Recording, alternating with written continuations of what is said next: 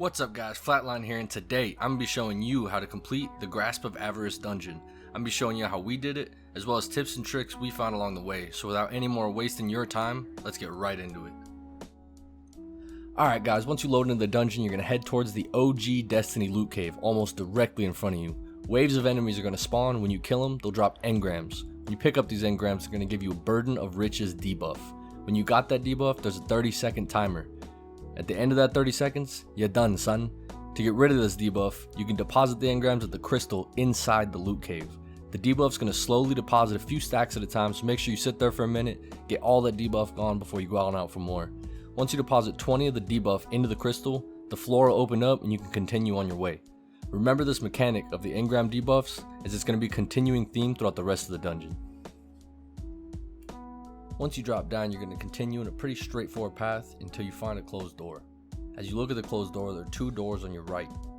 Open the one on the right for a little surprise. When opening the door to the left, you'll see a panel and you'll need to activate it. Do not step on the pressure pad in the middle of that room. Once you flip that switch, the main door is going to open up, leading to the next area.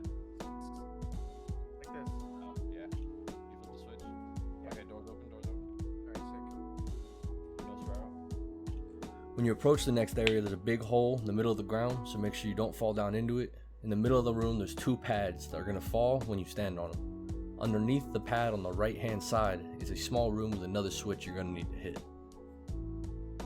Once you hit that switch, head back to the room with the locked door, and you're going to see 6 air vents up above you.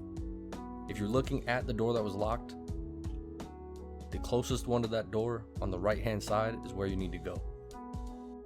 Jump on up there, you're going to see another pressure pad on the ground. Once you activate that pressure pad, the grate above you is going to open up and you can continue on your way. Alright, so at this point, just follow the arrows forward until there's a control panel to open the door, leading to an open area with a couple of entrances. Head straight across the opening to the open doorways and kill the enemies inside. Once inside, there's a control panel that will switch which doors are open and which ones are closed in the previous room. Exit the current room and head across and to the left. Repeat the process, kill the mobs, hit the button. Move across the hall again and again, further away from the entrance. Once you're in the furthest room from the entrance, hit the last panel, which will spawn trash mobs, as well as open a doorway in the beginning of the room. You're going to kill the mobs up in that doorway, jump up there, flip a switch. It'll open the last door and you can get out of there.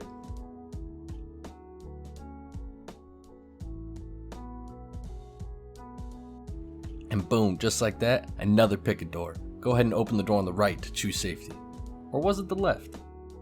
Alright guys, once you enter this room, there's going to be 4 doors around the perimeter, labeled 1, 2, 3, 4 above the doorway.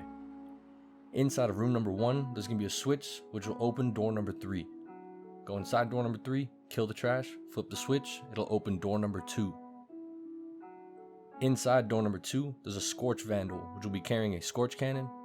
Grab the cannon and shoot the device outside of door number 4 with a fully charged Scorch Blast to open up the door. The device looks like the devices that you use to deposit orbs in other Destiny activities. I held it for like ever. It's fucking Halo, dude. Inside the door is a ramp heading upwards. A barrel is going to roll towards you, so avoid that using the little hidey holes on the sides. Continue until you come across the next encounter, and remember the Scorch Cannon and Orb Deposit, because it will be a continuing theme throughout the rest of the dungeon. Alright guys, you finally made it, the first loot drop encounter of the dungeon. When you enter, there's an ogre in the middle of the room, as well as a set of crystals used to deposit the engram debuff that we saw before. This ogre is the boss of the room and will be shielded until we complete the mechanic to drop a shield. Somewhere in the room, there's a Scorch Vandal. You need to kill him and get that Scorch Cannon. On either side of the room, midway up the wall, there's more orb depositors that you need to shoot with the Scorch Cannon. You'll be able to tell which device needs to be shot by a white glow that makes the device look powered on. Once you shoot both devices, the doorway under the device will open up. Go inside these areas, clear out the trash, and collect the engram debuffs. Deposit all the debuff to make the boss's shield drop to begin DPS.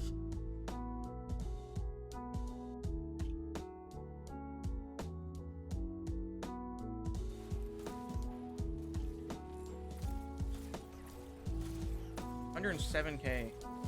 It's fucking wild. Restasis him if you can. Can't.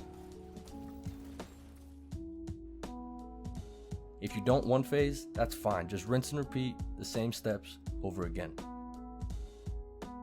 After the loot drop, continue through the doorway, straight in the center of the room until you reach another pick a door opportunity, but this time with levers. Important to note, flipping the lever here will immediately start the next encounter, so be sure you're ready. Go ahead and flip that lever to continue. And again, as soon as you flip that lever, it's game on. Be ready to hop on your Sparrow as quick as you can.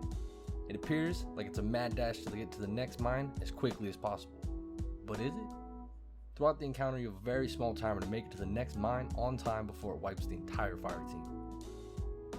Even though this timer is fast and does need to be done quickly, there are other devices throughout the area that will extend your timer and give you some breathing room.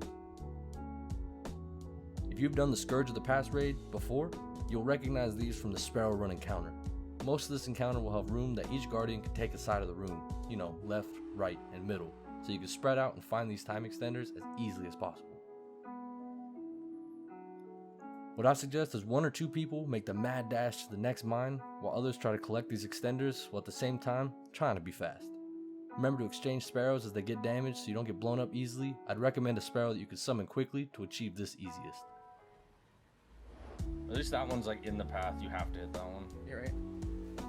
I'm hooking left here again. I need a new Okay, Sparrow. I'm going right. I see one. I don't. Yeah, there's one on right side. Hitting it now. It looks like another one on... I'm going left. I'm also left. Might die. Yo, there's different tunnels. It's a skull! Oh, is it? Get down. Get down. Once you pass through the giant skull, that's the last mine to collect, and you're finished with this part. Nice, nice. Wow, we were that close last time? It was That a skull, bro. The entrance it? is a skull. Look at the Oh, entrance. yeah, dude. Wow. That was cool as fuck. I hope I got that on the video. Alright guys, this next encounter is another combination of previous mechanics, so be ready to do them again. Inside this room, there are multiple platforms throughout the room that you will need to travel to and from at various points in the encounter. To travel from platform to platform, you'll need to activate launch pads by using the Scorch Cannon on the same devices as before. One of these platforms will have trash as well as a shielded servitor. In order to remove the shield from the servitor, you need to kill the trash and collect engram debuffs. In the center of each platform is a small building and the deposit crystal will be inside. Once 20 engrams are deposited, the shield will drop off the servitor and you can take him out. After the servitor is destroyed, his body will fall on the ground and you can move it around by running into it. Move the servitor body to one of the launch pads and activate the launch pad to send the servitor flying towards an opening above to break the shield, blocking the way forward. Be sure to aim the launch pad by interacting with it until it's aiming in the proper direction before shooting off the servitor. Repeat this process a couple of times until the final servitor is launched off. After all the servitors are launched, the way forward will open up above, go to the center, and launch off to move forward. Honestly, there's one engram back there. Once you reach the top of that, you're now in the final encounter of the dungeon. Once again, both recurring mechanics will take place. Defeat the Scorch Vandal at the rear of the room to get the Scorch Cannon. On the rings above the boss, there are 3 of the devices for the Scorch Cannon to shoot. They're on the right, the left, and on spawn side. The device that needs shooting will glow with power just like before. Be sure to hit it with a full Scorch charge to properly power the device. As well as powering the device, there are 2 yellow bar enemies near the boss that need killing before the device will work. Once the yellow bars are killed and the device is powered, engram debuffs will rain down on the outer edge of the arena. Collect the debuffs and deposit them in the center next to the boss. After all 3 sides have been completed and the debuffs deposited, the boss's shields will drop and you can let him have it. On me. Whoa. Particle and stasis. Grenade per hit. Fuck. 122.